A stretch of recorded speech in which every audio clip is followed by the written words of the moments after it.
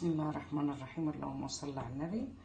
الفول ده احنا مسويينه سوا في حلة الضغط، فانا طلعته كنت عاملاه في اكياس صغيرة كده، كل كيس طبق في الفريزر، وحطيته في طاسة وهتبله دلوقتي بملح وفلفل. ملح على فلفل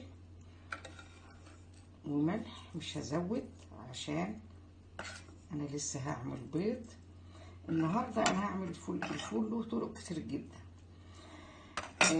في بالبيض، في بالطحينه، في بالزيت والليمون، وفي بالصلصه مع الثوم، وفي بالصلصه مع البصل. فالنهارده انا هعمل بالبيض. انا تبلت الفول بالملح والفلفل، وهولع عليه لحد ما يسخن، وبعدين هنشوف هنعمل البيض ازاي. هو بيسخن انا ههرسه بالهراسه او بشوكه حسب اللي عندي. هخلصه وهنشوف مع بعض.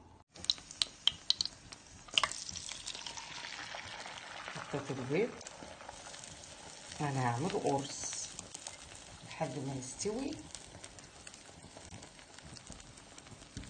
هنشوف هنعمل ايه مع بعض.